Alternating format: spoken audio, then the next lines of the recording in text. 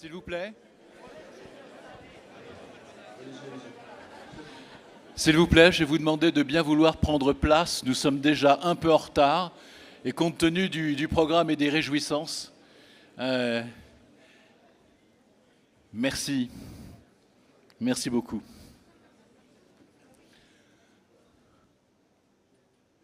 C'est lui qui commence.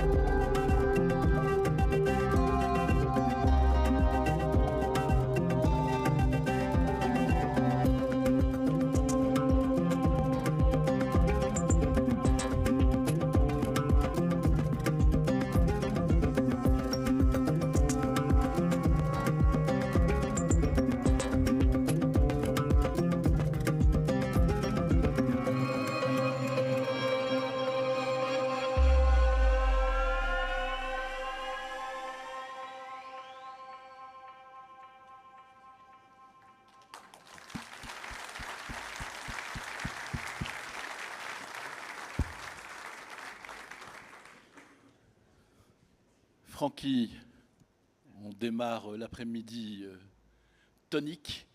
Un retour sur ce qui s'est passé hier, un rendu si j'ose dire, et ce matin en quelques mots. Bonjour à toutes et à tous. D'abord, bienvenue à ceux qui nous ont rejoints. François Aumril depuis ce matin, la direction confédérale, les présidents de fédération, la direction de France Assureur, des amis. Bonjour à vous toutes et à vous tous et merci de nous avoir rejoints. Et effectivement, je vais essayer en quelques instants de partager ce que les autres, ceux qui étaient hier, ont vécu. D'abord, se dire que ça a été, je pense, un moment à forte émotion, un moment qui nous a fait réfléchir sur la thématique de ce congrès. Ensemble, osons la différence. Et plusieurs des interventions ont permis de nous montrer comment la différence pouvait devenir une opportunité, une force, et de quelle manière ça a pu nous être exprimé, notamment par Philippe Croizon.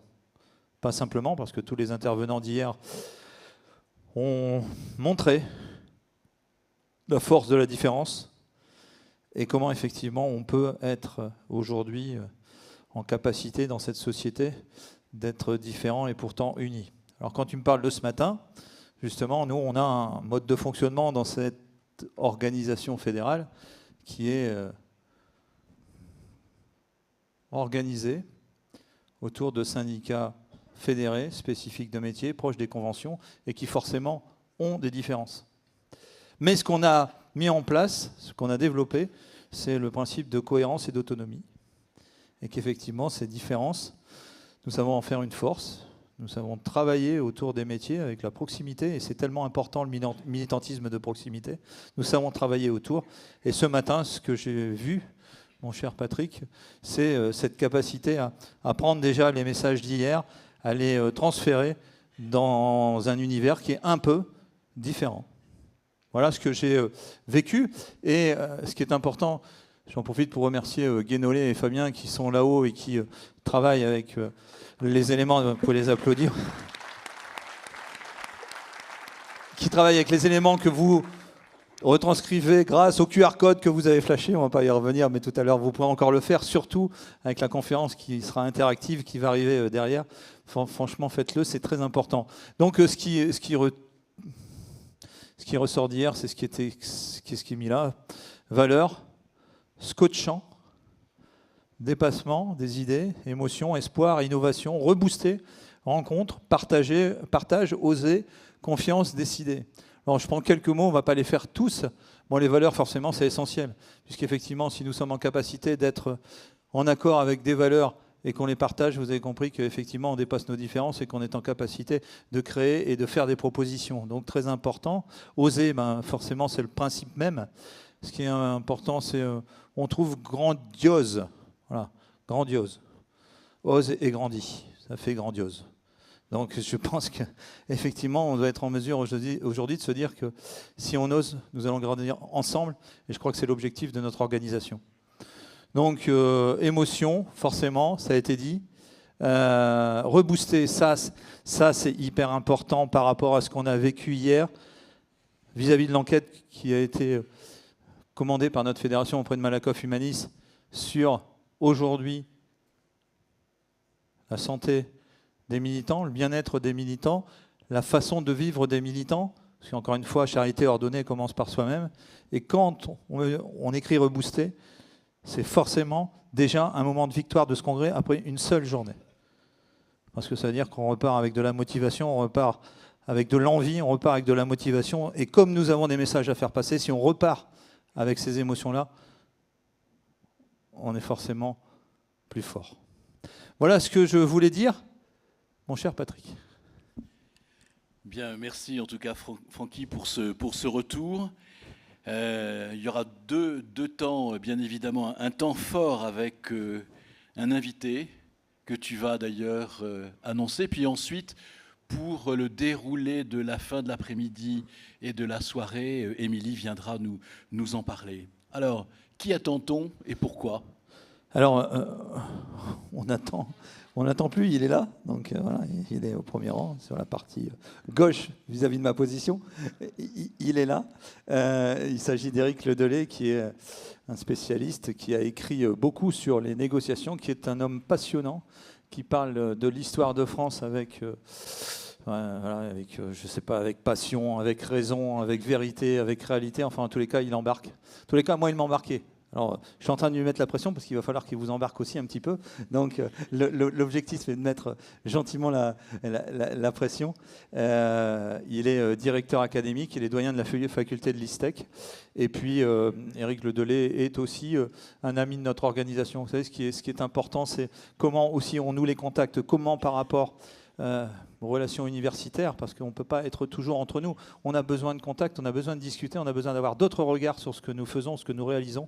Et Éric fait partie, on aura l'occasion d'y revenir demain, notamment avec Rémi Bourguignon, fait partie de ces académiciens qui nous entourent, nous encadrent et puis nous conseillent. Après, à nous d'être pragmatiques, différenciants, innovants, après leurs vues académiques. Voilà ce que je pouvais dire d'Éric. J'espère que j'étais... Bien, mesdames et messieurs, je vous demande d'accueillir chaleureusement et bruyamment Éric Ledelay. Éric, sur scène.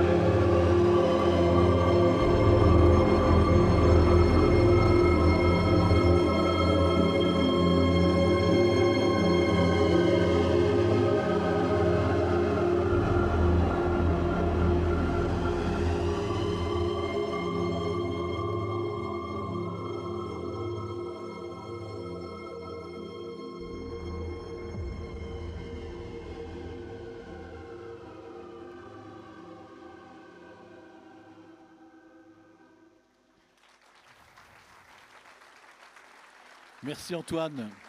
Merci Antoine pour cette belle introduction. Alors Éric, Francky t'a présenté, je le ferai, mais juste de façon très sommaire, parce que sinon il nous faudrait 1 heure pour parler de toi et de tes diplômes. Alors on va faire très succinct. Tu es spécialiste de la négociation, mais pas seulement en théorie, puisque effectivement tu as consacré ta thèse de doctorat à la négociation, mais aussi en pratique, puisque tu as été un acteur des négociations dans les conflits africains. Alors, je rappelle aussi que tu es doyen, même si tu n'as pas encore les tempes grises, d'une grande école de commerce. Alors maintenant, je m'efface, nous t'écoutons tout oui. Merci Patrick. Bonjour à tous. Je vais peut-être commencer par expliquer ce que c'est qu'un doyen, parce que en dehors du monde académique, généralement, quand on dit doyen, on s'attend à voir débarquer Dumbledore ou Gandalf. Et en fait, le doyen dans le monde académique, ça veut juste dire que c'est le patron des profs. Grosso modo, je suis le patron du corps professoral d'une grande école. Vous savez qu'en France, il y a à peu près 400 écoles de management, et sur ces 400 écoles, il y en a 37 qui sont dans la conférence des grandes écoles, qui sont déclarées grandes écoles parce que reconnues par le ministère de l'Enseignement supérieur et de la Recherche. Et donc, l'ISTEC fait partie des grandes écoles. Et ce que je racontais à un de vos collègues, c'est que on a dépassé les 50 ETP, et donc il fallait que nos membres du CSE soient syndiqués. Et j'ai pris 2 profs et je leur ai dit, mais va, la CFE, CGC, tu verras, ils sont bien. Et du coup, les CSE se passent vachement bien.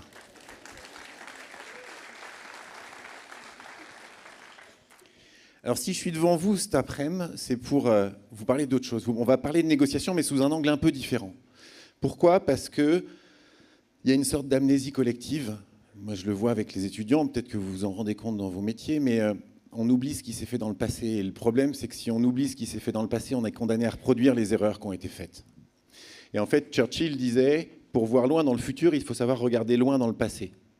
Et donc l'idée, c'est de vous parler de négociations et de vous parler de grandes négociations de l'histoire qui ont eu lieu, de grandes négociations de l'histoire, et de vous montrer les erreurs qui ont été faites ou les techniques qui ont été employées pour vous permettre de ressortir avec quelques enseignements et puis de faire le lien avec votre métier. Alors il y a 3 négociations. On va d'abord parler de la conférence de Yalta, parce que la conférence de Yalta, c'est un modèle du genre, ou plutôt de ce qu'il ne faut pas faire. Et ce qui est assez amusant, c'est que Roosevelt a quitté Yalta en étant persuadé d'avoir gagné la négociation, et avec le recul, on sait que ce n'est pas vrai. La deuxième négociation dont on va parler, c'est le congrès de Vienne, avec Talleyrand, qui a sauvé la position française. Il me semble que vous avez déjà évoqué Talleyrand, et que c'est un des plus grands ministres des Affaires étrangères que la France ait eu.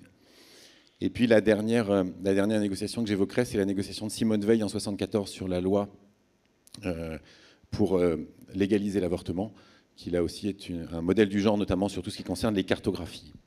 Et donc voilà, cette promesse que je vous fais cet après-midi, c'est qu'en 1 heure, on va essayer de voir ces 3 négociations.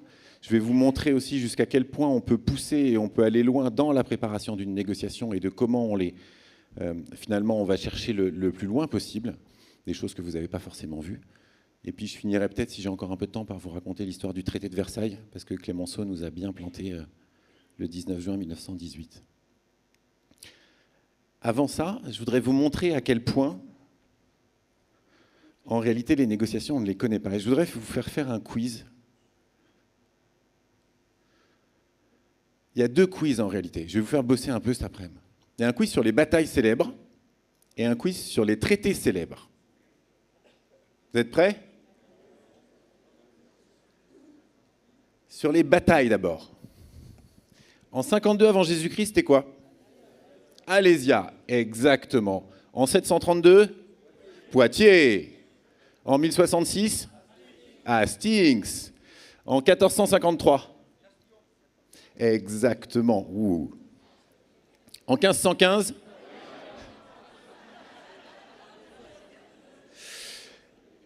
« 1792, Valmy. 1815, ouais, celle-là on l'aime moins. Hein. 1847, oui, j'imagine que c'est par défaut. C'est en Suisse. Même les guerres, les Suisses ont été en guerre. 1847, Sonderbund. Et 1916, Verdun.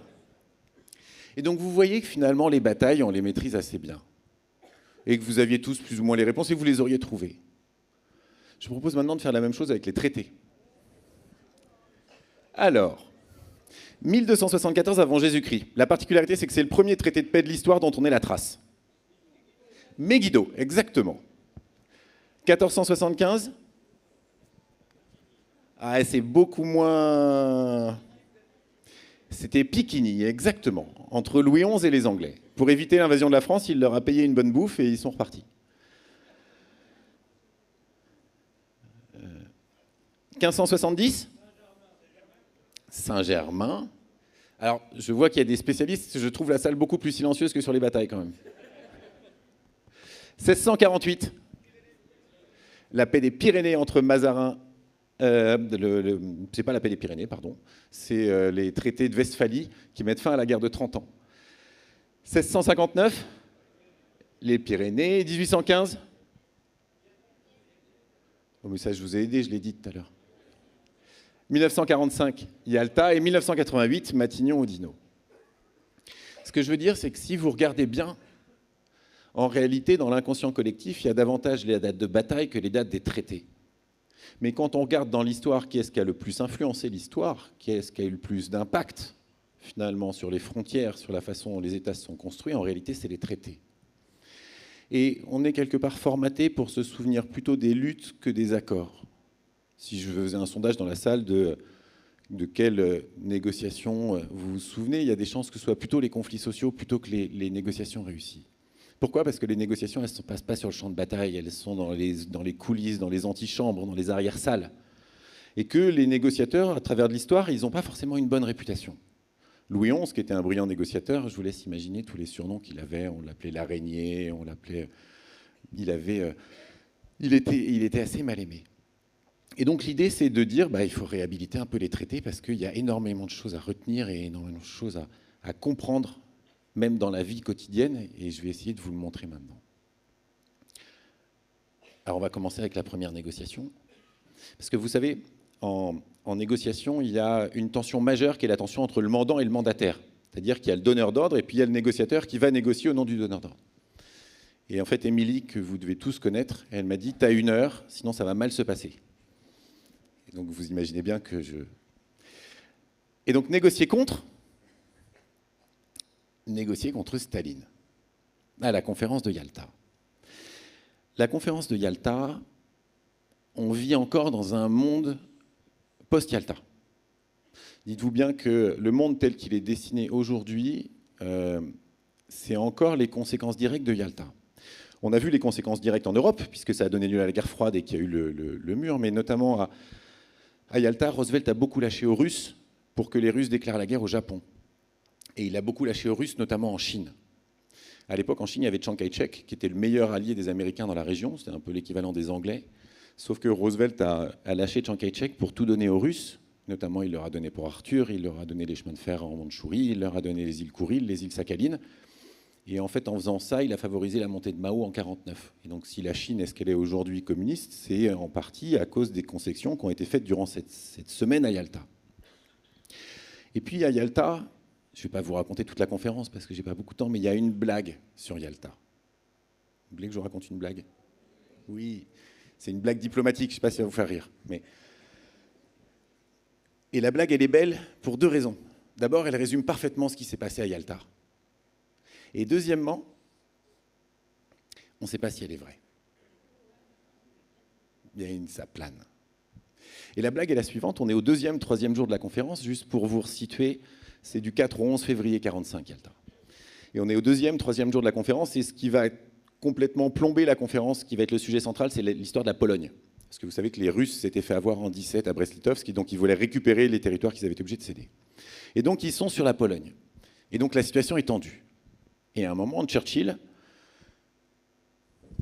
veut détendre l'atmosphère. Et donc il regarde les 2 autres, il leur dit « Hey, vous savez quoi ? Cette nuit, j'ai fait un rêve. J'ai rêvé que Dieu me nommait Premier ministre de tout le continent européen. » Staline regarde poliment, Roosevelt commence à rigoler, comprend le jeu de l'anglais, décide de rentrer dans le jeu de l'anglais. Et l'Américain, à son tour, dit « Alors c'est vraiment étonnant, c'est peut-être le climat, je ne sais pas, mais moi aussi, cette nuit, j'ai fait un rêve. J'ai rêvé que Dieu me nommait président de tout le continent américain. » Et donc Churchill rigole, les 2, et puis Staline, il dit rien, il les regarde comme ça. Puis au bout de 10 secondes, il leur dit « Alors, vous savez, c'est vraiment, vraiment étonnant, parce que moi aussi, j'ai fait un rêve cette nuit. J'ai rêvé que je ne validais pas vos nominations. » Et là, il éclate de rire. Silence de mort dans la salle, je vous laisse imaginer. Et pourquoi je la trouve drôle ? Parce qu'elle résume parfaitement ce qui s'est passé à Yalta. C'est-à-dire que les Américains et les Anglais ont quasiment tout lâché aux Russes, pour différentes raisons qu'on va voir. Je vous remonte un peu l'histoire. D'abord, les 3 hommes se connaissent. Deuxièmement, ce n'est pas la seule conférence de la guerre. Il y a eu la conférence de Casablanca, il y a eu la conférence de Téhéran, ils ont l'habitude de négocier ensemble. Et ils décident d'aller à Yalta parce qu'on sent la fin de la guerre arriver. Il y a eu l'offensive des Ardennes en décembre 1944, mais globalement, les Russes sont en train de rentrer en Allemagne. Les Américains pensent qu'ils rentreront sur le Rhin, ils seront sur le Rhin au 1er mars. Et donc, on est vraiment sur la fin de la guerre et il faut se partager le monde. Ils avaient commencé à la conférence de Moscou en octobre 1944, mais là, il faut vraiment se partager le monde. Et donc, ils se retrouvent tous les trois. Roosevelt, vous savez, il est très malade. Roosevelt, il va mourir 2 mois plus tard. Il meurt le 12 avril 1945 et il est au bout de sa vie. Vous savez qu'il a attrapé la polio en 1921, il marche quasiment plus, il se fait porter. Et pour venir à Yalta, qu'est-ce qu'il a fait? Il a pris le bateau. Il est parti le 23 janvier des États-Unis. Il a fait plus d'une semaine de mer. Il est arrivé à Malte. Il a retrouvé Churchill.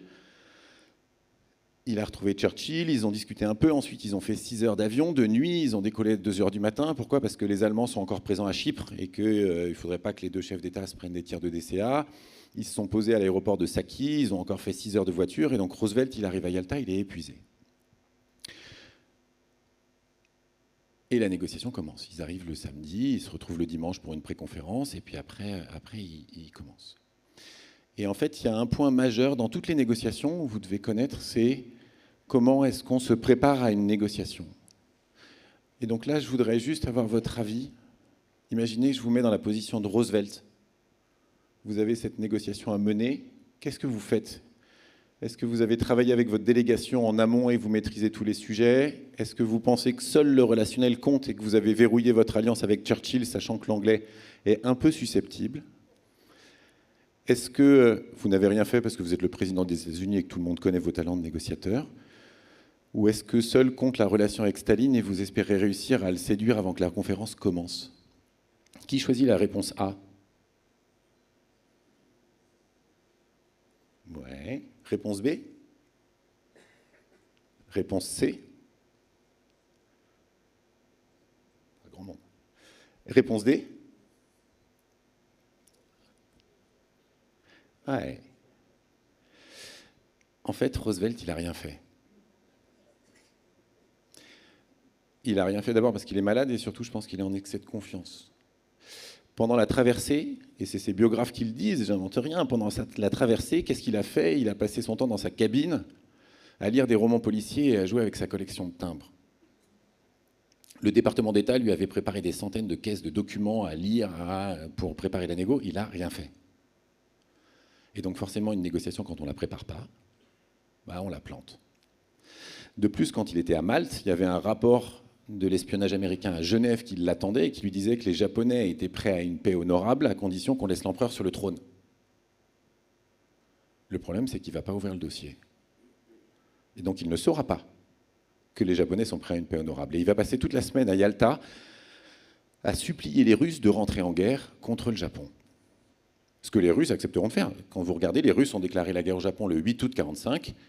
Et dans la conférence de Yalta, il était prévu que les Russes déclarent la guerre 3 mois après la fin des hostilités en Europe. La paix a été signée le 8 mai 1945, ça vous le savez tous. Et donc le 8 août, les Russes déclarent la guerre aux Japonais. Ils ont respecté l'accord pour le coup. Mais Roosevelt, il n'a rien fait.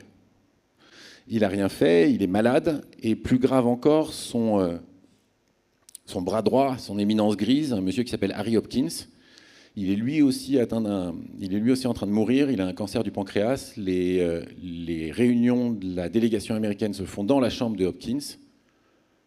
Et donc lui non plus n'est pas apte à négocier face aux Russes qui, lui, est en pleine possession de ses moyens. Et donc je vous laisse imaginer qu'est-ce qui se passe quand, dans une délégation, vous avez les 2 principaux chefs de délégation qui sont malades. Eh bien, ils n'y arrivent pas. Et résultat, ça donne ce qu'on a connu. Alors la question, c'est comment est-ce qu'on prépare une négociation? Dites-vous bien que depuis des siècles, la préparation, c'est le point central. À votre avis, le premier livre écrit en français par un Français sur la négociation date de quelle année? J'aurais pu vous le poser. 1900, 1800. Avant, exactement. Le premier livre écrit en français par un Français sur la négociation, c'est un livre de 1603. Donc ça fait plus de 4 siècles. Un obscur négociateur d'Henri IV qui s'appelait Jean Hautement de Villiers. Et donc tous les auteurs ont écrit sur comment préparer une négociation. En réalité, c'est assez simple. Après, c'est les interactions humaines qui viennent tout complexifier. Mais la négociation, finalement, c'est relativement simple. C'est que dans une négociation, il y a toujours 3 dimensions. Il y avait qui est-ce que je négocie, qu'est-ce qu'on va négocier, Et puis comment on va s'y prendre, toute la partie processus. Je vous montre une grille de préparation, à quoi ça peut ressembler. Vous savez qu'il y a un certain nombre de principes stratégiques. Ça me fait toujours rire le mot stratégie parce que c'est un des mots qui est le plus employé en entreprise. Et je suis sûr que vous l'employez tout le temps. Et en fait, personne ne sait ce que c'est. C'est une sorte de buzzword où tout le monde parle d'enjeux stratégiques et de stratégie et personne ne sait ce que c'est. La stratégie, au départ, c'est militaire. C'est même un titre en Grèce antique. Et il y a des principes qui ont été définis, qu'on appelle les principes de Foch. En fait, c'est le maréchal Foch, pendant la Première Guerre mondiale, qui a défini 3 grands principes de la stratégie. Entre 1914 et 1916, il est allé définir, donc ça vasouille un peu. Et puis à partir de 1916, il arrive à les appliquer. Donc c'est là que la France commence à prendre le dessus. Et il dit qu'il y a 3 grands principes en stratégie militaire qui s'appliquent aussi aux civils, qui sont l'économie de moyens, la concentration des forces et la liberté d'action. Économie de moyens, c'est toujours comment est-ce que je peux faire mieux avec moins. Est-ce qu'on a vraiment besoin de ce projet SI à 4 millions alors qu'on pourrait faire la même chose pour 500 000 ? D'un point de vue militaire, vous aurez compris que c'est comment j'épargne la vie de mes hommes. Concentration des forces, c'est toujours le fait d'attaquer là où on est le plus fort. C'est pour ça que Napoléon, pendant longtemps, a gagné toutes les batailles, c'est qu'il est capable de concentrer ses forces sur un point donné du front et d'atteindre une supériorité numérique. Et puis, liberté d'action, c'est que votre liberté d'agir, que ce soit dans le militaire ou dans la vie civile, votre liberté d'agir, elle est toujours entravée par un certain nombre de contraintes. Alors, c'est le climat et le relief dans le militaire, mais dans vos organisations, c'est les nombres de ressources que vous avez, c'est les locaux, c'est les personnes qui travaillent avec vous, et donc c'est la législation, c'est le cadre légal, et donc on est toujours limité dans notre liberté d'agir. Et à partir du moment où on a ces principes stratégiques, on les décline sur des éléments de préparation. D'abord s'interroger sur quelles sont ses motivations. Quelles sont ses motivations et les miennes. Pourquoi est-ce que je viens négocier avec lui? Pourquoi est-ce que je vais perdre des heures à aller négocier avec lui? Qu'est-ce que je veux obtenir et qu'est-ce que lui peut vouloir? Deuxièmement, quelle solution est-ce que je vais pouvoir proposer? Et là, on est vraiment dans la façon dont je prépare. Comment je vais justifier les solutions que je propose? Quelle est potentiellement la zone d'accord?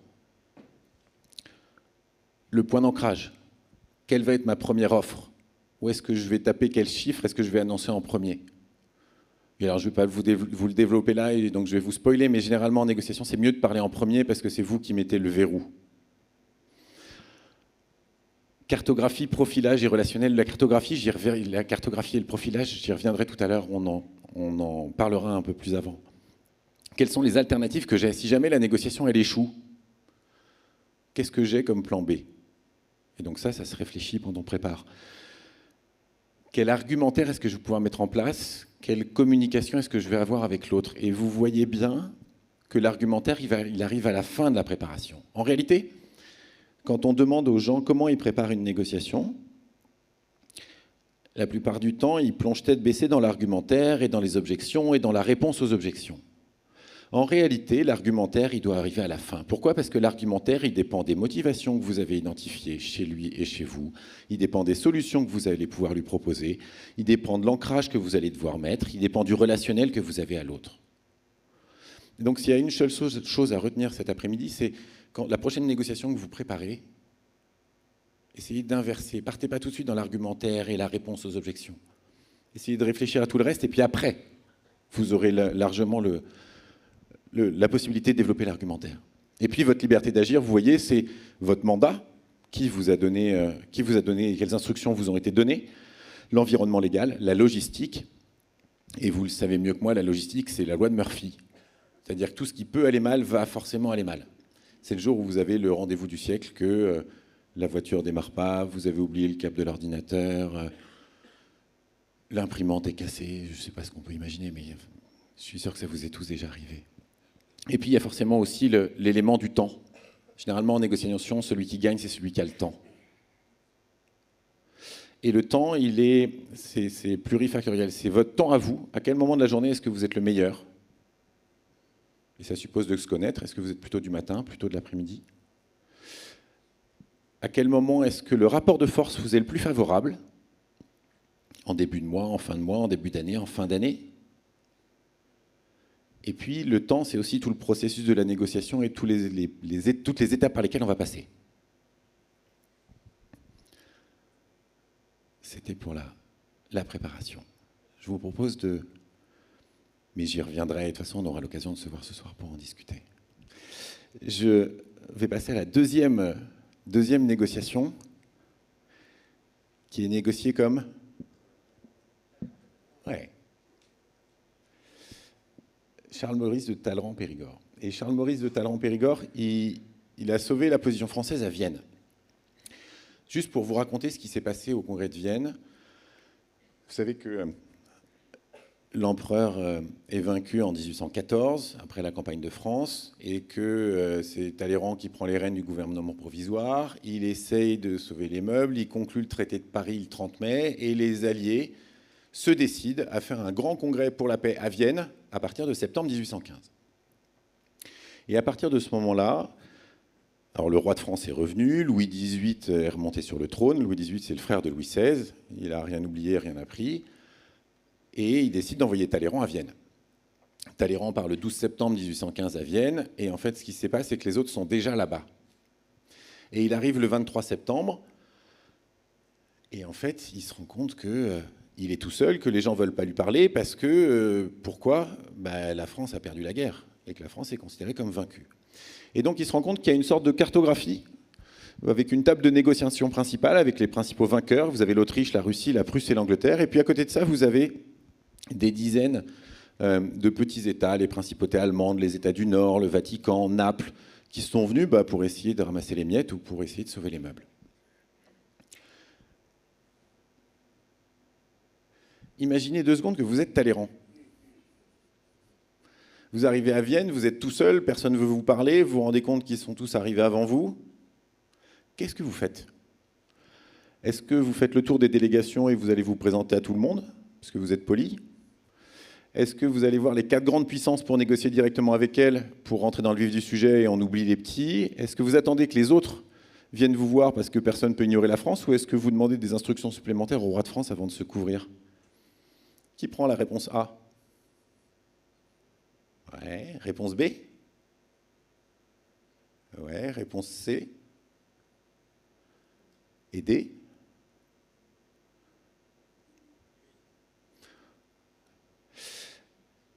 En fait, ce qui va se passer, c'est que Talleyrand, il a conscience qu'il y a des rapports de force. Dans toutes les négociations que vous avez à mener, il y a des rapports de force. Et toutes les négociations peuvent être analysées avec la grille de lecture qui est derrière moi. En négociation, vous êtes soit en position forte, soit en position faible.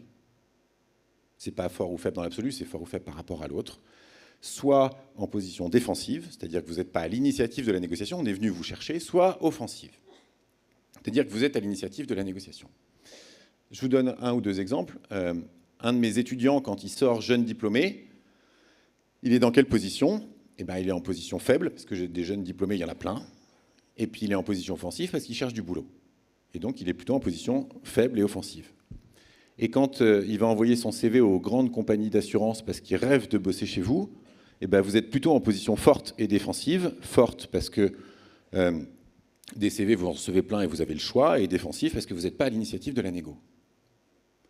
Et donc toutes les négociations que vous avez à mener peuvent être analysées avec cette grille de lecture.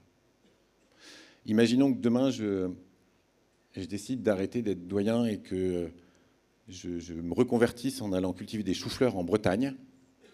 Et imaginons que Leclerc m'appelle pour acheter mes choux-fleurs.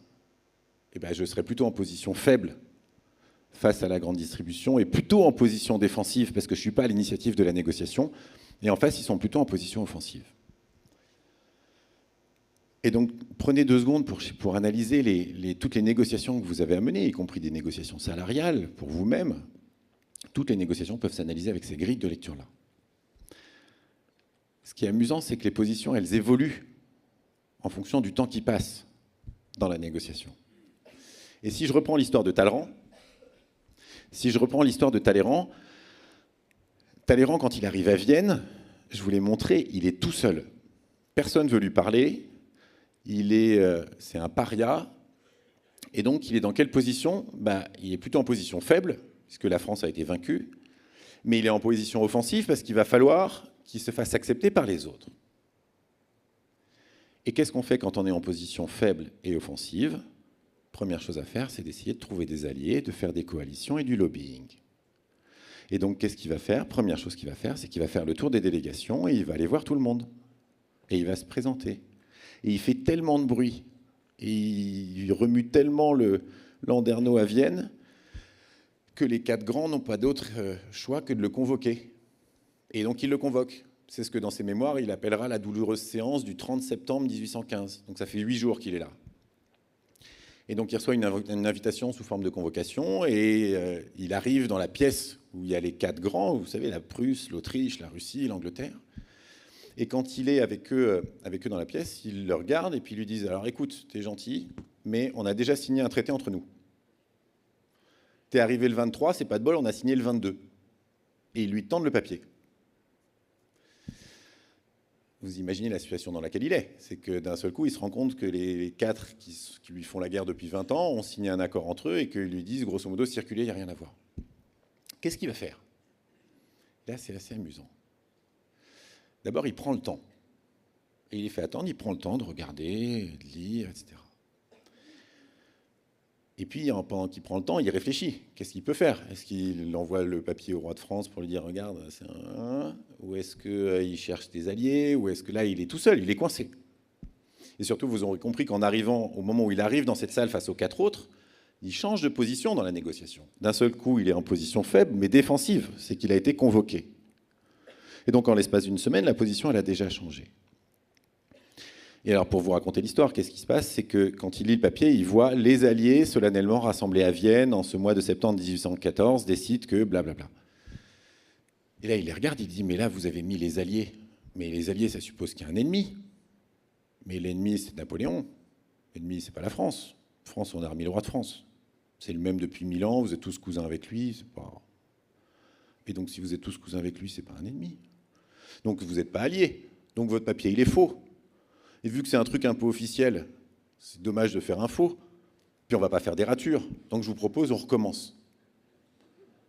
Et les alliés acceptent. Et ensuite, il dit, bah, moi j'ai besoin de temps parce que je viens d'arriver. Et donc le congrès qui doit ouvrir le 1er octobre, donc le lendemain, il leur dit, moi j'ai besoin d'un mois de plus. Je propose, on l'ajourne au 1er novembre. Et les alliés acceptent.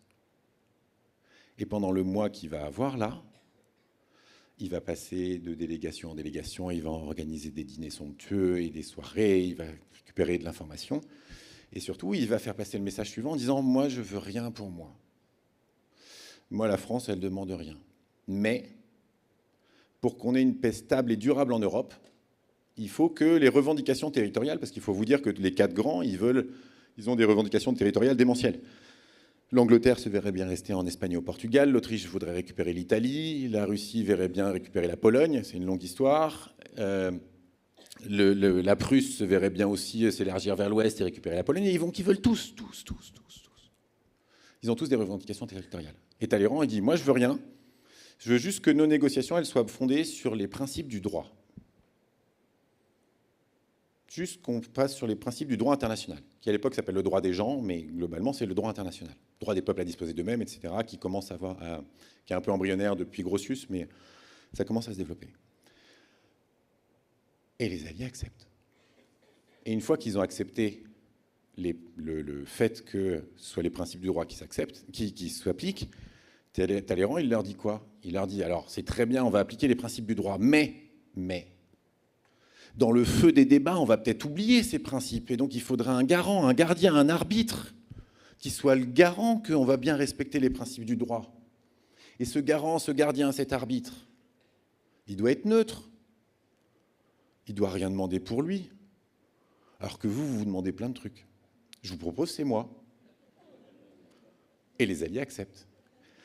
Et le retournement du congrès de Vienne, on l'a très précisément, c'est le 3 janvier 1815. Parce que le 3 janvier 1815, la France conclut un accord secret avec l'Autriche et l'Angleterre contre la Russie.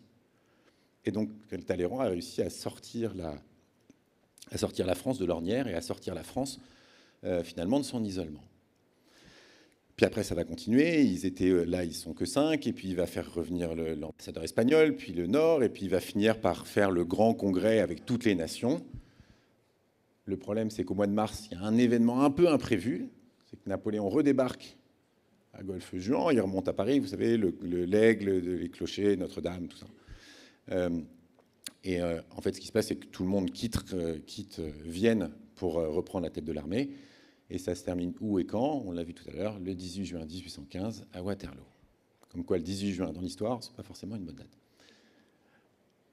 Heureusement, Talleyrand avait vu venir la défaite, et qu'est-ce qu'il a fait? Il a pressé toutes les parties qui étaient à Vienne, parce que lui est resté à Vienne, il a continué à négocier et à verrouiller, et l'acte final du Congrès de Vienne est signé du 9 juin 1815, c'est-à-dire 9 jours avant Waterloo, et à partir du moment où c'est signé et verrouillé, on ne peut plus rien faire. Je vous laisse imaginer ce qui se serait passé si l'acte final du Congrès de Vienne avait été signé après Waterloo. La position française aurait été largement plus compliquée. Ça, c'est pour le Congrès de Vienne. Je voudrais revenir 2 secondes sur cette grille de lecture et sur la manière d'analyser les négociations. Pourquoi? Parce que il y a plusieurs choses sur cette grille-là. D'abord, je vous ai dit, les positions, elles évoluent au cours du temps. On n'est jamais dans la même position. Mon jeune diplômé, il commence en position faible et offensive, mais petit à petit, il va prendre de la valeur, il va se développer dans l'entreprise, il va devenir indispensable, et donc il passera en position forte. Talleyrand, il est passé d'une position offensive et faible à une position défensive et faible, à une position défensive et forte, puisqu'il s'est mis à jouer l'arbitre. Dites-vous bien que le problème de ces positions-là, c'est qu'elles jouent aussi sur l'organisation et elles jouent aussi sur les personnalités. C'est-à-dire que si vous avez l'habitude d'être toujours en position forte, si vous avez l'habitude d'être toujours en position ultra forte, eh bien le jour où vous passez en position faible, vous ne le verrez pas forcément. Et c'est un vrai, vrai sujet. Je vous donne un exemple. Il y a quelques années, il y avait eu un exemple dans la grande distribution. Je peux donner l'exemple puisqu'on est face à l'assurance, mais il y a un des 3 distributeurs, alors je ne vous dirai pas si c'est Auchan, Leclerc ou Carrefour, mais eux, leur position, c'était de dire nous, on ne paye rien. On fait des marges arrière, du double net, du triple net, du quadruple net, la PLV, tout ça, c'est les fournisseurs qui payent. Et nous, on ne paye rien. Pourquoi? Parce qu'ils sont en position ultra forte. Et puis, ils ont été négociés au milieu des années 2000 avec une petite boîte, et ils n'ont pas vu que le rapport de force avait changé. En fait, ils sont allés négocier avec Google, parce que ce qui les embêtait, c'était les AdWords, vous savez, les publicités sur lesquelles on clique, parce que c'est celui qui met la pub qui paye au clic. Et Leclerc, j'ai dit le nom, ils sont arrivés et ils ont dit « Bonjour, nous on est Leclerc, on ne paye rien ». Et Google, ils les ont regardés, ils ont fait « Bonjour, nous on est Google, on s'en fout ». Ce que je veux dire, c'est que vous voyez, le rapport de force était inversé. Et si vous ne prenez pas la peine à chaque négociation d'analyser le rapport de force et de savoir exactement dans quelle case vous vous trouvez, vous pouvez vous planter. Parce qu'on ne peut pas tricher avec les positions. Vous ne pouvez pas arriver face à quelqu'un en faisant croire que vous êtes en position forte si vous êtes en position faible. Quelque part, les positions transcendent les personnalités du négociateur. Et alors, ce qui est amusant, c'est qu'on s'est amusé à regarder s'il n'y avait pas des techniques particulières qui étaient utilisées dans les différentes cases dans lesquelles on se trouve. Et on s'est rendu compte que quand vous occupez une case, la plupart du temps, c'est toujours les mêmes techniques qui sont employées. Vous avez de la chance parce que cet après-midi, je vous les montre. Quand on est en position offensive et faible, offensive et forte, on va commencer en haut à droite. Offensive et forte, ce qu'on constate souvent, je vais me décaler pour vous laisser prendre les photos du tableau, comme ça sera. Quand on est en position offensive et forte, on constate souvent que la personne a tendance à employer la technique du salami. Vous voyez tous un salami? Un gros saucisson qu'on coupe en tranches très fines. C'est-à-dire qu'on a tendance à saucissonner l'accord en plein de petits bouts d'accord pour essayer de gratter un peu plus à chaque fois. C'est là qu'on peut demander le plus de précision tout en restant vague dans ses réponses. Et puis surtout, c'est là qu'on peut utiliser l'ultimatum et la menace. Alors la menace, est-ce qu'il faut menacer en négociation? Je n'avais pas prévu de vous en parler. Non?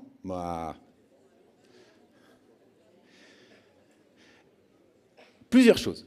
J'avais pas forcément prévu de vous le faire, mais autant vous en parler. La menace, d'abord, tout le monde menace tout le monde tous les jours. Menace, c'est comme la prose de M. Jourdain, on menace tous sans le savoir. Quand je dis à un de mes profs, il faut que tu me rendes tel article pour telle date, quand je dis, si demain soir je dis à mon fils, va prendre ton bain, le mot le plus important de la phrase, c'est quoi? Non, Le mot le plus important de la phrase, c'est « sinon ». Et en fait, dites-vous bien que la menace, c'est un outil comme un autre. Il faut être prêt à l'utiliser, avec tout ce que ça représente, du fait d'abîmer la relation. Les gens aiment rarement se faire menacer. Mais quand on menace quelqu'un, il y a 4 règles à respecter. Vous voulez les 4 règles de la menace? Ah, si je propose. La première règle de la menace, c'est on ne parle pas de la menace. La meilleure menace qui soit, c'est la menace implicite. Il ne faut jamais menacer directement. C'est le fameux sinon qu'on ne dit jamais. La deuxième règle de la menace, c'est qu'il faut que la cible comprenne que c'est une menace. Si je dis à Francky, « Elle est jolie ta maison, Francky », menace implicite, et que Francky me dit, pas se prendre l'apéro, c'est qu'il n'a pas compris que c'était une menace et que je me suis raté. Donc il faut adapter le degré d'implicite au niveau de compréhension de la cible. Vous voyez ce que je veux dire? La troisième règle de la menace, c'est qu'à partir du moment où j'énonce une menace, il faut que je sois prêt à l'exécuter dans la seconde qui vient. Sinon, ça devient du bluff, donc du mensonge, et je perds en crédibilité, et derrière, c'est fini. Et la quatrième règle de la menace, qui est celle qui tient toutes les autres en réalité, c'est que la menace, elle a un coût. La menace, elle a un coût de formulation, en termes de relationnel, et elle a un coût d'exécution. Et qu'à partir du moment où vous avez décidé de menacer l'autre, il faut être prêt à assumer ce coût. Et c'est pour ça que la plupart du temps, on ne va pas... Le meilleur exemple de menace qui soit, c'est la guerre froide. La guerre froide, c'est quoi? C'est une menace qui a duré pendant 60 ans. Et regardez, toutes les règles sont respectées. Menace implicite. Les États-Unis, comme l'URSS, se sont jamais dit « je vais te vitrifier ton pays ». Mais c'est « j'installe des missiles à Cuba, puis je vais en mettre en Turquie, puis... » La deuxième règle est respectée. Ils savaient tous les deux que ça aurait pu être... qu'en face, c'était sérieux. La troisième règle, sur le fait de l'exécuter dans la seconde qui suit, la troisième règle, elle est respectée aussi. Je vous rappelle que les historiens considèrent que la crise des missiles en octobre 62, c'est le moment le plus dangereux de l'histoire de l'humanité. On n'est vraiment pas passé loin, parce qu'il y a un marin russe qui a refusé de tirer sur les bateaux américains, mais on n'est vraiment pas passé loin. Qu'est-ce qui fait que la guerre froide n'est jamais devenue une guerre chaude? C'est le coût d'exécution. C'est la quatrième règle. C'est que le coût d'exécution en termes de représailles aurait été tellement exorbitant qu'ils n'ont jamais sauté le pas. Et Dieu merci. Quand on est je reprends le rapidement, quand on est en position offensive et faible, c'est là qu'il faut travailler sur son argumentaire, c'est là qu'il faut faire des propositions écrites. Je ne vais pas vous apprendre l'adage qui dit qu'en négociation, celui qui a le pouvoir, c'est celui qui a le stylo. Il faut mettre la pression, c'est-à-dire gérer l'agenda.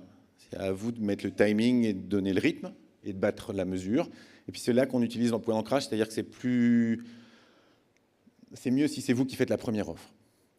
Quand on est en position défensive et faible, c'est-à-dire que vous n'êtes pas à l'initiative de la négociation, et en plus vous êtes en position faible, la case en bas à gauche, essayez de jouer la montre, si c'est possible, trouver des contraintes légales, éventuellement, s'abriter derrière son mandat. C'est la technique du bon flic, mauvais flic. Je ne vous apprends rien. Vous voyez la technique du bon flic, mauvais flic? Ça marche très bien. On peut y jouer tout seul, ça marche encore mieux. Comment on joue tout seul au bon flic, mauvais flic? Alors on ne fait pas le bon flic d'abord et le mauvais flic après, et le bon flic, ça c'est la schizophrénie, et l'en face, ils n'aiment pas. On joue que le bon flic, et le mauvais flic, il n'est pas là. De vraiment, ce que tu me demandes, c'est hyper légitime, je comprends. Mais tu sais quoi, le nouveau DG, là, il m'a dit vraiment, il peut pas. Le DAF, il est horrible, il m'a dit, tu lâches rien. Bon flic, mauvais flic, tout seul. On a vu, vous savez, en haut à droite, la technique du salami, on essaye de saucissonner en plein de petits bouts d'accord. À l'inverse, quand on est en défensif et faible, puisque les cases se lisent en diagonale, on demande un accord global, un package, pour éviter d'avoir à céder sur tout. Et donc d'un côté, il y en a un qui va chercher à saucissonner, et de l'autre, il y en a un qui va chercher à obtenir un package. Dernière case, quand on est en défensive et forte, d'abord, il faut rester positif, parce que vous allez être obligé de dire non à l'autre, et quand on dit non à l'autre, ça abîme la relation. Même si en négociation, il ne faut pas dire non, et on le dit de plein de manières différentes. Et donc, il faut mieux éviter d'abîmer la relation, et donc il faut essayer de rester positif. Il faut expliquer pourquoi vous allez dire non. L'autre, il a besoin d'entendre pourquoi. Il faut mettre des conditions difficiles. Alors, une manière de dire non, c'est le fameux « oui, mais ». Et puis, sinon, il y a plein de manières de dire non sans dire non. On peut dire non en privé. On peut dire non en faisant une offre extrêmement basse par rapport à ce qui est demandé. Si vous me demandez 5 millions d'euros pour un budget et que je te dis « Ah, les temps sont durs, je peux te donner que 500 000 », c'est une manière de dire non sans dire non. Si vous comprenez aisément que là, si je dis non à Francky devant vous tous, ça revient à lui faire perdre la face. Si je le vois au café et que je lui dis « Écoute, là, ça ne va pas être possible », vous comprenez bien que le non, il va être différent et différemment perçu. Et puis, il y a quand même 2 règles principales. D'abord, quand vous êtes en position forte, c'est ne pas humilier l'autre. Et j'aurai l'occasion d'y revenir si j'ai un peu de temps pour vous parler de Clémenceau. Et puis, surtout, quand on est en position défensive, on n'est pas à l'initiative de la négociation. Et donc, on vient vous chercher. Donc, c'est de ne pas oublier son mandat. Et être sûr que vous n'allez pas dépasser les limites ou que vous n'allez pas trop lâcher.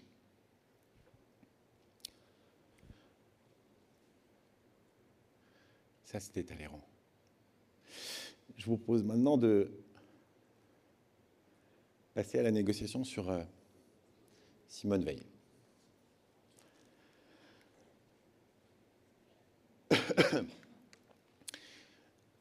Simone Veil, vous savez, quand elle arrive au ministère de la Santé en 1974, d'abord, elle n'est pas ministre, elle est magistrate. Enfin, elle n'est pas femme politique, elle est magistrate. Et elle est nommée ministre de la Santé. Et Giscard, qui vient d'être élu, il a fait de la légalisation de l'avortement un emblème de son septennat qui commence. Et donc, il a besoin de quelqu'un pour porter ce projet. Et donc, il a le choix. Ça pourrait être la ministre déléguée aux droits des femmes, qui était Françoise Giroud à l'époque. Ça aurait pu être... Et en fait, il choisit que ce soit la ministre de la Santé. Pourquoi ? Parce qu'il prend l'angle, et il choisit l'angle c'est un problème de santé publique.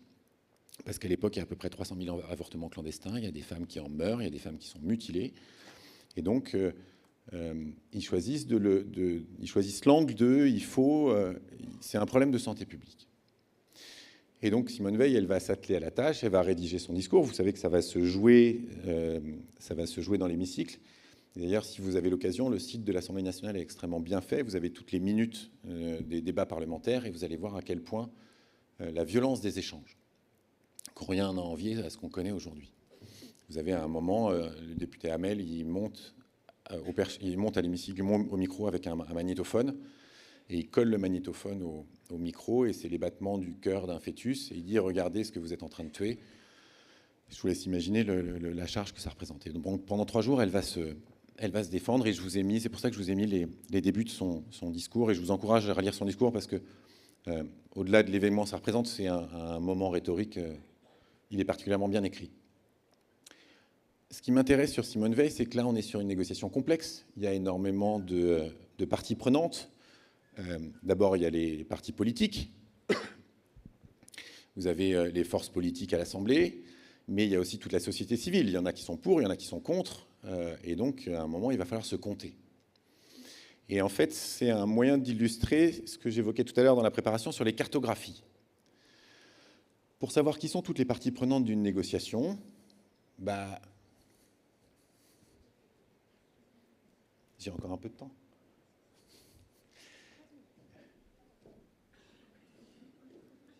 Et là, la négociation commence, vous l'aurez compris.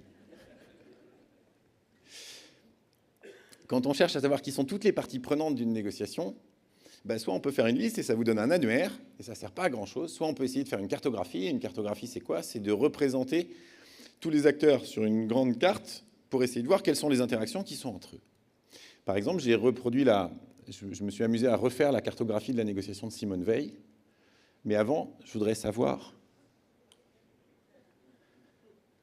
comment vous profilez vos cartographies, vos contreparties. Parce que la cartographie, ça suppose que vous avez identifié les acteurs. Et comment est-ce qu'on identifie les acteurs ? Quand vous avez rendez-vous avec quelqu'un que vous ne connaissez pas, qu'est-ce que vous faites ? Réponse A, je regarde sur LinkedIn et je tape son nom dans Google. Réponse B, en plus j'ai vu qu'il avait un compte Insta et qu'il aimait les vidéos de chats, on va bien s'entendre. Réponse C, pas besoin de regarder ce qu'il fait, où il est, je vais l'écouter, y aller au talent. Ou réponse D, vous faites une recherche poussée pour tout savoir, y compris les prénoms de ses enfants. Réponse A. Ouais, réponse B. Il y a très peu d'amateurs de vidéos de chats. Réponse C. Ouais, souvent on a tendance à sacrifier ce temps de préparation. Et réponse D. Ah.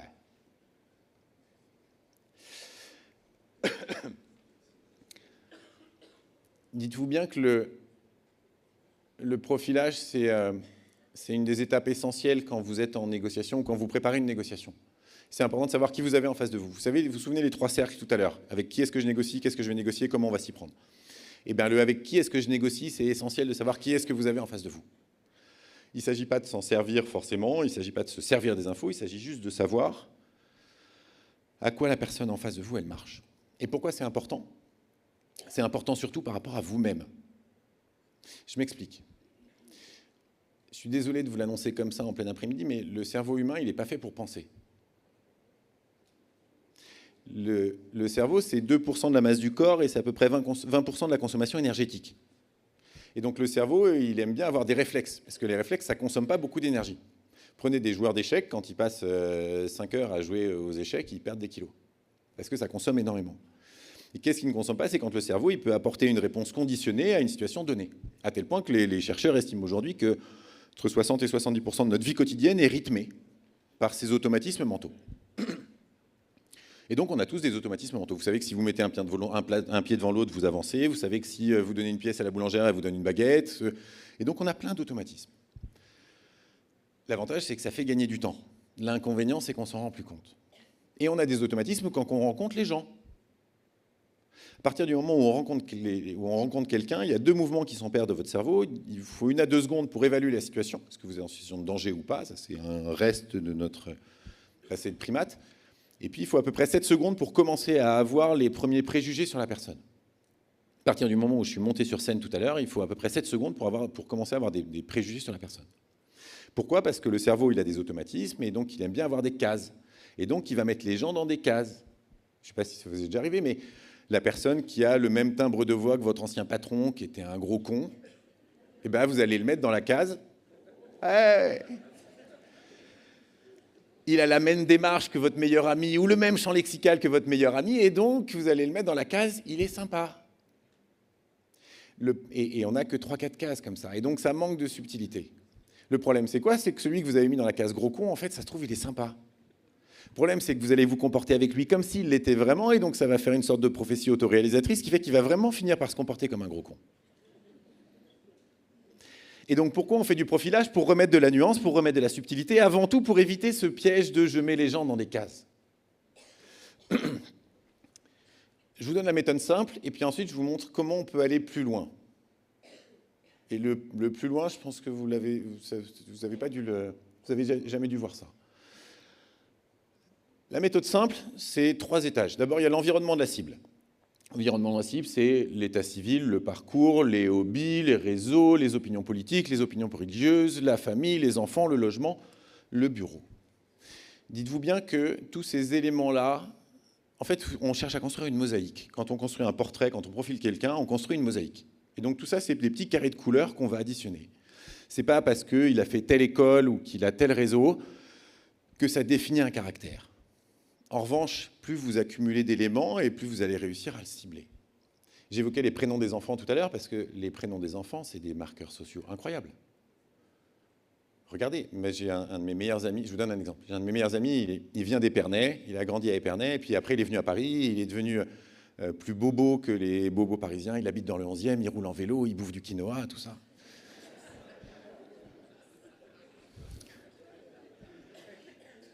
Comment? Aussi. Eh ben, il a 3 enfants. Eh ben, les prénoms des enfants? Ursuline, Cornelius et Harmonie. Ça ne définit pas un trait de caractère de cette personne-là. En revanche, si vous additionnez bout à bout tout ce que vous avez pu collecter comme information, vous imaginez bien que derrière, ça vous aide à dresser le portrait. Ça, c'est le premier étage. Deuxième étage, c'est tout ce qui concerne l'aspect physique de la cible. Et quand je dis aspect physique, c'est pas genre il a un grand front, donc il est fort en maths. Attribuer une qualité à quelqu'un en fonction de ses caractéristiques physiques, les Allemands, les nazis ont essayé, ça ne marche pas. En revanche, c'est tous les éléments sur lesquels vous avez prise. Dites-vous bien que quand vous choisissez vos vêtements le matin devant l'armoire, c'est d'abord parce que vous les aimez bien et que vous êtes confortable, mais c'est aussi un message que vous envoyez à tout le monde. De savoir comment vous vous habillez. Vous imaginez bien que pour être devant vous aujourd'hui, j'ai hésité à savoir comment je m'habillais. J'avais envoyé un texto à Francky en lui disant « Alors, le dress code, c'est quoi? Comment je dois me... » Et la cravate. Mais je vous promets qu'en étant là devant vous, vous êtes hyper impressionnant. Et donc, j'ai choisi d'être habillé dans des vêtements que je connais parce que je suis habillé comme ça tous les jours. Une sorte de... J'ai pas à prendre de décision le matin, j'ai costume noir, chemise blanche. Et donc, là, pour le coup, ça évite d'avoir à encombrer le cerveau avec des décisions et surtout d'être à l'aise dans une situation que je maîtrise. Ce que je veux dire, c'est que l'aspect physique de la cible, ça peut être... la personne n'est pas responsable de savoir si elle a des cheveux ou pas. En revanche, elle est responsable de savoir quelle coiffure elle adopte. Elle n'est pas responsable de savoir si elle a des bons ou des mauvais yeux, mais les lunettes, je suis sûr que si vous regardez dans la pièce, pas un n'a la même paire de lunettes. Qu'est-ce qui fait que vous les avez choisies? Qu'est-ce que ça révèle de vous? Même chose sur les vêtements, les bijoux apparents, les chaussures, la montre. Quel type de montre est-ce que vous avez? Moi, j'ai une Apple Watch. Pourquoi? Parce que je cours beaucoup et je fais des marathons et donc ça m'aide à courir. Et à partir du moment où vous avez cette info-là et où vous l'avez récupérée, vous imaginez bien que la façon que vous allez avoir de me présenter les choses, de me vendre un projet, de négocier avec moi, va être différente que s'il y avait eu d'autres éléments. Et puis le troisième étage de la fusée, c'est tout ce qui concerne le profil psychologique de la cible. Ses moteurs, pourquoi il se lève le matin, qu'est-ce qui fait qu'il aime faire ce qu'il fait, pourquoi il vient. La prosodie, c'est le ton de la voix et la façon dont le rythme qu'il a quand il parle. Est-ce qu'il parle vite, est-ce qu'il parle lentement, est-ce qu'il est plutôt extraverti, introverti? Quel est son champ lexical? Est-ce qu'il y a des signes d'anxiété, des signes de stress, etc., etc. Et à partir de ce moment-là, où si vous faites bien l'exercice, on commence à avoir une idée de qui est-ce qu'on a en face de nous. Ça, c'est la partie facile qu'on fait tous les jours quand on a des négos simples à mener. Là, je vais passer rapidement juste pour vous montrer jusqu'où on peut aller, juste pour vous donner une idée de où est-ce qu'on peut aller dans la complexité. D'abord, quand on profile les personnes, on utilise plutôt des cartographies qui ressemblent à ça, avec la personne au milieu. Tout autour, vous avez là où est-ce qu'on va aller chercher l'info. En fait, c'est pour éviter le piège LinkedIn, on va juste regarder sur LinkedIn et sur Google. En réalité, il y a plein d'autres outils qu'on peut utiliser, et donc c'est où est-ce qu'on va aller les chercher. Et puis, une fois qu'on a fait ça pour la personne, on va faire la même chose pour son organisation. Et pareil, on va s'intéresser à la capacité d'influence, la maîtrise technologique, l'image de marque, la solidité financière. Est-ce que le boulot est terminé? Ben non. Qu'est-ce qui nous manque? On n'a pas les interactions entre les gens. Et donc, qu'est-ce qu'on va faire? On va faire une cartographie. Alors là, typiquement, c'est la cartographie la cartographie de Simone Veil. Je vous l'ai remise parce que j'étais dans le thème de Simone Veil. Et donc, vous voyez, on retrouve toutes les personnes. En haut, vous avez le président de la République, Giscard, vous avez Jacques Chirac, vous avez les ministres. C'est la seule femme dans le gouvernement. Vous avez les secrétaires d'État, où il y a 3 femmes. Et vous savez qu'au Conseil des ministres, les secrétaires d'État sont convoqués que quand il y a des sujets qui les concernent. Donc là, la plupart du temps, elle est seule. J'ai reconstitué une partie de son cabinet, notamment avec Dominique Levert, qui était son DIRCAB, avec lequel elle a écrit son discours. Et puis, vous avez, pour simplifier, j'avais mis ceux qui étaient favorables à la loi Veil et ceux qui étaient opposés à la loi Veil. Et d'un côté, vous avez le mouvement de libération de la femme, vous avez le groupement international sur la santé, qui est une émanation de... Non, je n'ai pas le petit laser qui me permettrait de vous montrer. Avec, en l'occurrence, Michel Foucault, qui avait fait le groupement international sur les prisons. Vous avez le planning familial. Et alors, ce qui est assez amusant, c'est que Daniel Timsit, au groupe international de la santé, il est marié avec Monique Antoine, qui travaille au MLAC pour mouvement de libéralisation de l'avortement et de la contraception. Sur le planning familial, il y a des liens. Vous retrouvez un certain nombre de partis politiques, vous retrouvez un certain nombre de syndicats. Alors j'ai vraiment cherché si je voyais la CFE-CGC, je suis désolé, je n'ai pas trouvé, mais peut-être que vous y étiez, dans ce cas-là, je m'en excuse. Ce qui est assez marrant, c'est qu'on retrouve un certain nombre d'obédiences maçonniques, notamment la Grande Loge de France, puisque Pierre Simon, qui était au planning familial, avait été grand maître. On retrouve la Grande Loge féminine de France via Anne-Marie Doulan-Roulier, on retrouve le Grand Orient avec l'Assemblée nationale. Au centre, vous avez l'Assemblée nationale, et puis à gauche, vous avez tous ceux qui étaient opposés à la loi Veil, avec notamment Birk Lejeune et Jérôme Lejeune. Et puis la Confédération pour la doctrine de la foi, Certains d'entre vous connaissent la Confédération pour la doctrine de la foi? Elle avait changé de nom en 1905. Avant 1905, elle avait un autre nom qui était la Sainte Inquisition, exactement. Et donc, ils ont porté le fer contre la loi Veil en 1974. Et donc, vous voyez que finalement, la loi Veil, ça ne se résume pas à juste un discours à l'Assemblée nationale. C'est des mois de préparation, c'est des mois d'analyse, c'est des mois de compréhension de tout l'écosystème et de toute la société française. Et j'imagine que j'aurais pu faire exactement la même chose pour la loi sur l'abolition de la peine de mort en 81 avec Badinter. Et ça dépasse largement le champ de l'hémicycle. Une fois qu'on a fait la cartographie, est-ce qu'on a fini le boulot? Non. Pourquoi? Parce que la cartographie, elle n'est pas polarisée, on ne sait pas. Là, je vous l'ai mis pour savoir qui est avec nous et qui est contre nous, mais la plupart du temps, les cartographies, elles sont trop complexes pour qu'on puisse le faire.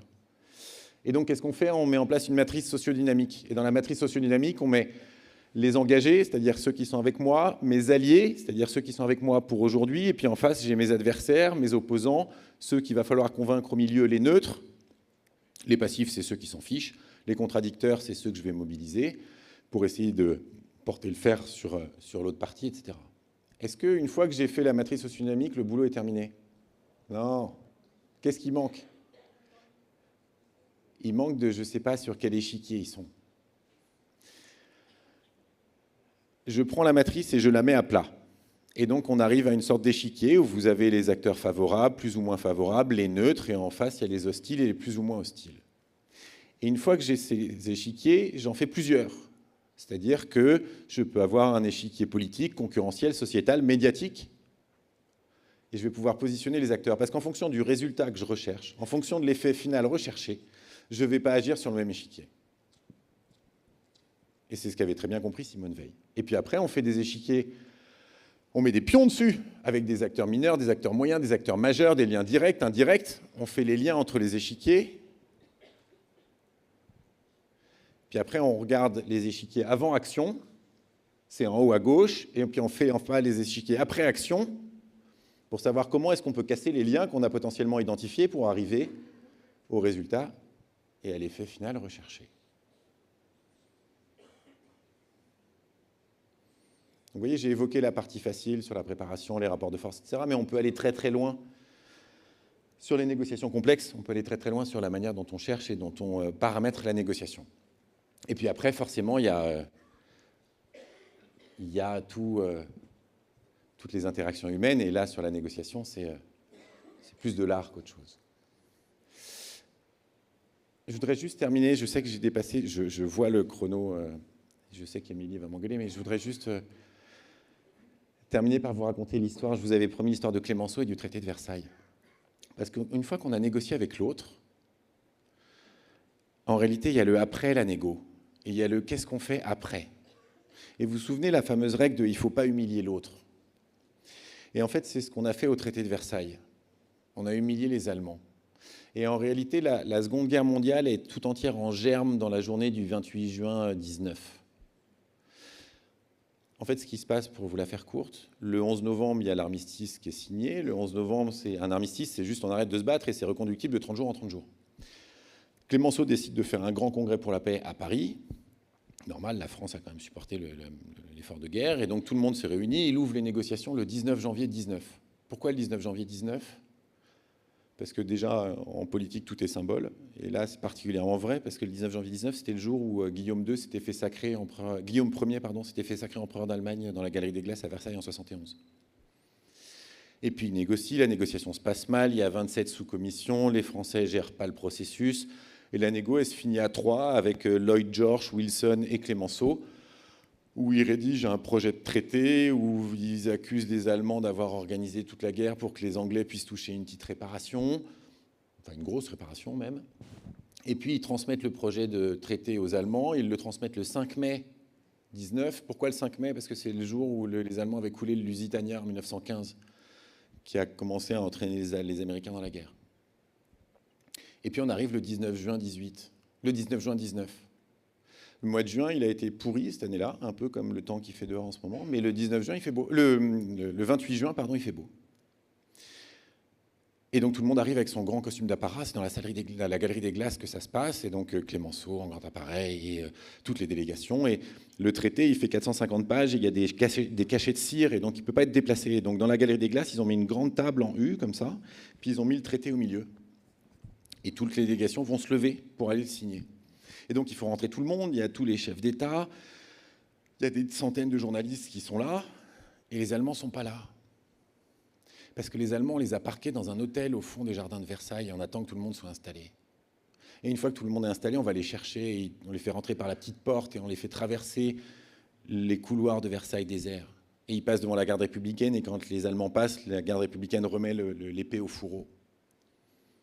Et ils arrivent dans la galerie des glaces. Et Clémenceau, sur le chemin qu'ils doivent emprunter, il a fait disposer des gueules cassées, des blessés de guerre, pour leur montrer ce qu'ils avaient fait. Et tout le monde les regarde comme des animaux curieux au moment où ils passent. Sur les 5 de la délégation allemande, il y en a 3 qui pleurent parce qu'ils savent ce qu'ils vont signer. Ils sont les premiers à signer comme ça.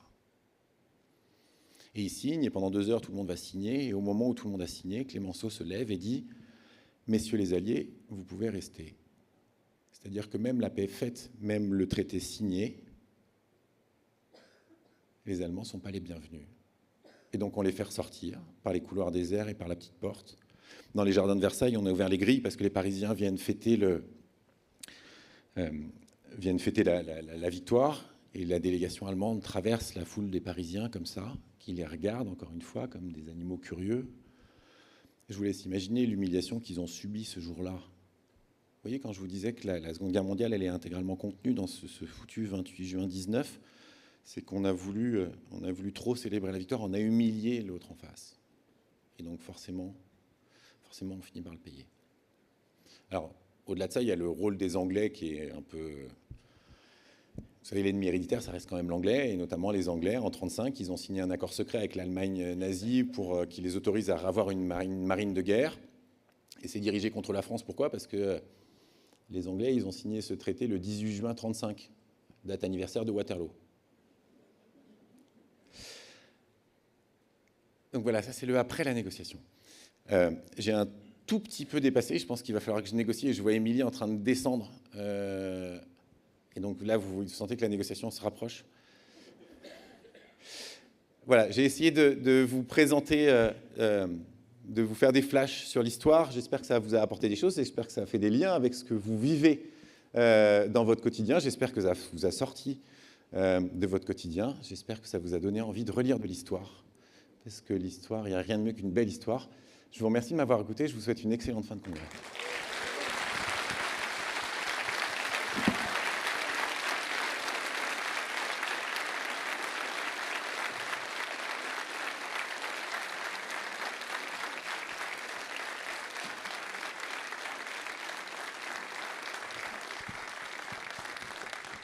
Et alors, j'ai juste une dernière chose à faire, parce qu'Émilie a estimé que ma main était suffisamment innocente. Elle m'a demandé de piocher 3 papiers.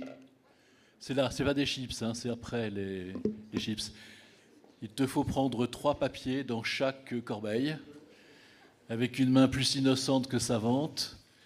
Et Émilie nous dira après l'objectif de ce tirage.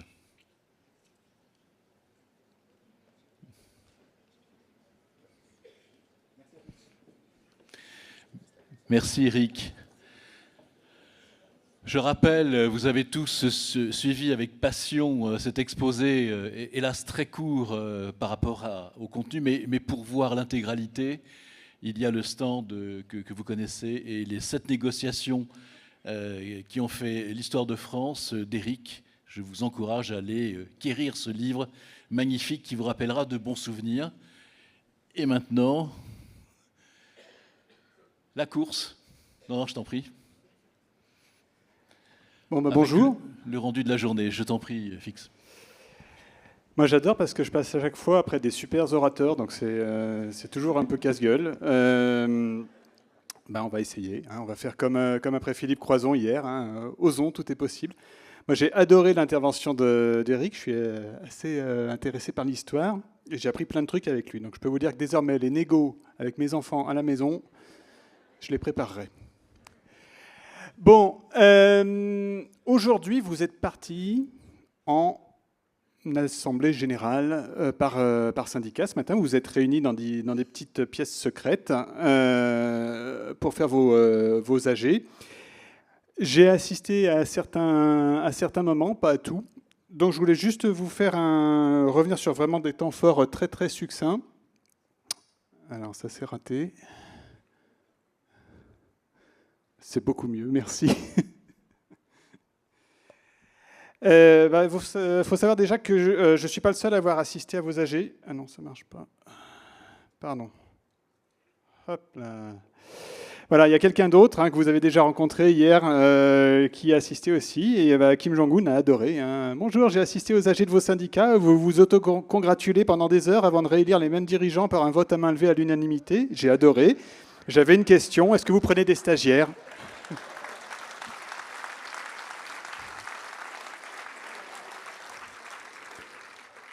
Ah, vous êtes sympa, vous avez de l'humour, c'est bien. C'est peut-être la dernière fois qu'on se voit, vu les dessins qu'il y a après. Alors, moi j'ai essayé de capter des petits éléments, des morceaux d'idées, des mots pendant que vous vous parliez dans vos assemblées générales. J'ai compris qu'il y avait un sujet, c'était recruter des jeunes. Donc les gars, il faut qu'on recrute des jeunes, et vite. Alors on va aller les chercher là où ils sont, sur Snapchat, sur Twitch, sur TikTok et surtout sur Tinder. Là, la foule s'est levée en criant « Yeah, des petits jeunes de la chair fraîche, enfin !» Alors, j'ai compris qu'un jeune, pour vous, c'est quelqu'un de moins de 45 ans à peu près. Je ne ferai pas de commentaires. Alors, Snapchat, Twitch et TikTok, c'est des choses qu'on trouve sur Internet.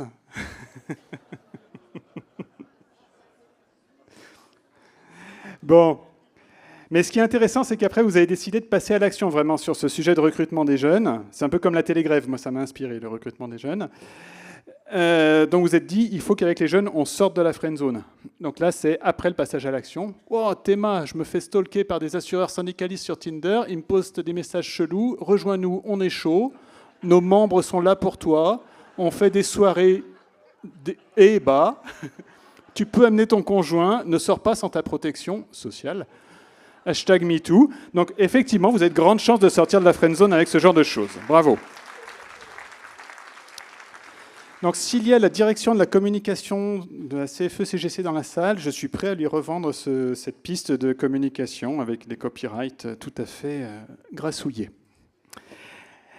Alors, après, on est parti au monde merveilleux d'Éric et vous en avez tiré toutes les leçons. Comment tu vas préparer ta négo, toi ? Tableau situationnel comme Talleyrand ou cartographie comme Simone Veil. Oh, moi, je suis plutôt team Roosevelt. Je vais rien foutre. Et donc là, on commence à se brouiller déjà, vous voyez. Et il faut savoir quand même qu'Éric, il a passé beaucoup de temps à préparer son intervention de cet après-midi. C'était pas évident. Notamment, il a beaucoup travaillé à son questionnaire. Donc là, c'est Émilie avec Éric. Éric, mais c'est des assureurs, pas des historiens. Il faut que tu simplifies ton questionnaire. Encore, pourtant, je l'ai adapté au contexte. Relier ces événements à leur date. Marignan, 2017. Élection de Macron, relégation des corps intermédiaires au second plan. Apocalypse et torrent de flammes, 1515. C'était pas évident, mais vous vous en êtes bien tirés. Et ben voilà. Et moi, je vous dis à demain.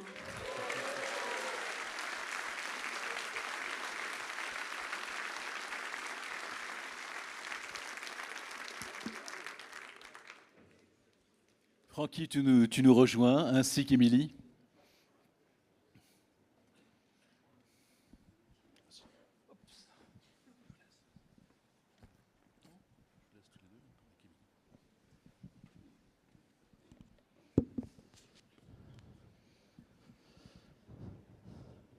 Je te laisse arriver. D'abord, merci beaucoup à Fix et merci beaucoup à Éric pour ces deux moments, certes différents, mais encore une fois, qui ont été très intéressants et qui vont tout droit dans les temps humains. Voilà. Je voulais simplement dire très vite qu'Éric a rappelé que l'histoire est importante et que finalement, la vie, c'est des cycles historiques, quel que soit le monde, la société dans laquelle nous évoluons. Et qu'à partir de là, il y a forcément dans le passé, et tu l'as dit, des choses qui doivent nous servir pour l'avenir. Donc l'histoire est importante, tu as raison de le souligner. et il faut s'en inspirer. Merci. Et puis Fix, lui, effectivement, il nous a inspirés avec ses histoires. Voilà, j'ai aussi apprécié comme vous toutes et tous. Voilà, alors je vais passer la parole à Émilie parce que vous avez sans doute remarqué que ce congrès est plutôt apprécié, plutôt sympa, et on a un truc qui n'est pas avec nous, c'est que le temps dehors, il n'est pas terrible du tout, du tout, du tout. Et que vous savez que nous avions prévu quelques surprises parce que nous voulons un temps humain. Et donc nous allons avoir ce temps humain. Nous pensons, et je crois que vous partagez, que malheureusement dans notre monde moderne, on n'a plus de moments consacrés à nous-mêmes, à des liens, à des relations, et qu'effectivement, dans tous les séminaires, qu'ils soient d'entreprise, d'organisation syndicale, d'organisation politique, j'en passe, c'est des meilleurs, eh ben, il n'y a pas un moment où on fait entre nous une parenthèse, où on crée une parenthèse et on crée les conditions d'un temps humain. C'est hyper important parce que vous l'aurez compris, tout ça nous emmène toujours sur les mêmes sujets, et il se trouve que si on se trouve dans un univers aussi enchanteur que celui du Puy du Fou, eh ben d'habitude, on voit le Puy du Fou, mais on voit le Puy du Fou depuis uniquement cette salle. C'est quand même dommage. Donc, nous avions prévu de voir le Puy du Fou de façon différente. On va tenter de le faire. Je vais laisser la parole à Émilie dans quelques instants. Et puis, on a adapté notre programme. Je rappelle que selon les décisions que vous allez prendre, parce qu'on parlait avec Eric de décision, forcément il pleut, donc il faut se dire, est-ce qu'on va aller dehors, est-ce qu'on va aller se balader? Ben, ça sera votre choix, ça sera votre décision. Et qu'hier, on a eu Philippe Croison qui nous a expliqué comment il avait nagé, comment il avait traversé la Manche, comment, quand il est arrivé entre le Cap Blanc-Nez et le Cap Grinet, que je connais bien parce que c'est ma région, il a souffert. Et je peux vous dire que quand il explique qu'il a failli se faire très très mal sur les rochers, c'est une vérité. Donc je suis en train de dire qu'on peut avoir peut-être un peu de résistance et que j'espère qu'il y aura beaucoup de monde qui va mettre le pancho, comme dirait l'autre, dans quelques instants. Voilà, je passe la parole à Émilie pour qu'elle vous explique tout ça de façon pragmatique. Eric, tu remarqueras qu'il a déjà retenu la méthode des menaces indirectes. Elle était belle. Donc effectivement, on est assureur, les aléas, on les connaît. Donc on va rebondir tant que possible. Donc pour tout vous expliquer, le premier spectacle qu'on devait voir, c'est celui du bal des oiseaux fantômes. On a plus d'1 millier d'oiseaux qui volent en liberté au-dessus de nos têtes. Ça devenait très dangereux à la fois pour eux, à la fois pour nous. Parce qu'un vautour, ça pèse lourd. Et un vautour qu'on se prend dessus, c'est dangereux. Donc on a réussi à réorganiser toute l'après-midi. Déjà, ce qu'on va faire, c'est que j'aimerais bien un merci Maurice collégial, parce que notre trésorier nous offre les ponchos du Puy du Fou. Donc Maurice, merci.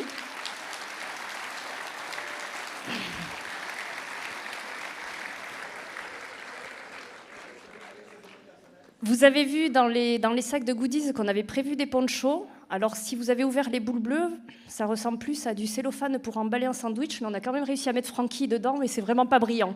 Donc on a dit on peut pas faire ça. Voilà. Donc on va avoir des vrais ponchos bien couvrants qui va aussi permettre de vous asseoir au sec. Donc quand on va sortir, ce que je vous propose, c'est d'aller directement récupérer manteaux, parapluies et ponchos qui sont à votre disposition. On va vous les distribuer. Et c'est un rendez-vous à 16h très précise dans le foyer. Il est quelle heure? Ben oui, je sais, ça va être rapide. On va se déplacer tous ensemble. On a un spectacle couvert qui va s'en suivre. Ça, c'est la bonne nouvelle. Et après, on revient. Sur le trajet, je sais qu'on va traverser au niveau de la Villa Gallo-Romaine et tout, donc vous allez voir vos hôtels. On n'a pas le temps de s'arrêter dans les hôtels, se changer ni rien. De toute façon, on n'est pas censé être mouillé avec les ponchos. C'est rendez-vous ici. Dès qu'on rentre, rendez-vous ici, puisque, comme on vous dit, on a une faculté à rebondir. C'est pas, je vois des visages qui se changent. Ça va être un moment magique, dans le premier sens du terme, qui va impliquer absolument tout le monde. Et c'est une personnalité nationale qui va venir ici, ça va être très participatif. Donc on compte sur vous pour se donner rendez-vous ici. Ça fait partie du programme à part entière. Et après, on est directement, du coup, on a 1 heure pour aller se changer tranquillement dans les hôtels. Et on a des navettes. Ce soir, on ne va pas à pied jusqu'à l'orangerie pour le cocktail. Donc, juste pour rappel, les navettes, de 19h15 à 19h45, vous avez une navette toutes les 2 minutes qui part du Grand Siècle, du parking, et des îles Clovis et de la Villa gallo-romaine. D'accord? Donc, vous serez au sec, c'est toutes les 15 minutes. Ça va, on a plusieurs bus en rotation, ça va aller super vite. Le tirage au sort. Alors, je vous rassure, ce n'est pas une voiture à gagner ni une télé. Vous verrez tout à l'heure ce que c'est. Je vais annoncer tout de suite les personnes qui ont été tirées au sort, et ce n'est pas un sketch. Ces personnes-là sont priées de me rejoindre de suite devant les badges. Donc, on a Francky Vincent.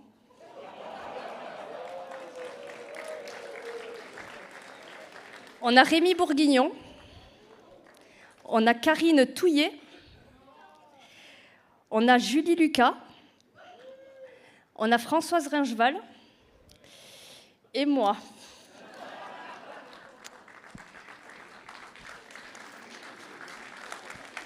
Bon après-midi à tous. On va vivre de grands moments, même si pendant une demi-heure, on va devoir être résilient. Alors en salle, il va falloir revenir immédiatement parce que grosso modo, c'est 18h. Et normalement, c'est l'heure à laquelle on va rentrer. Mais 18h, il faudra être en salle.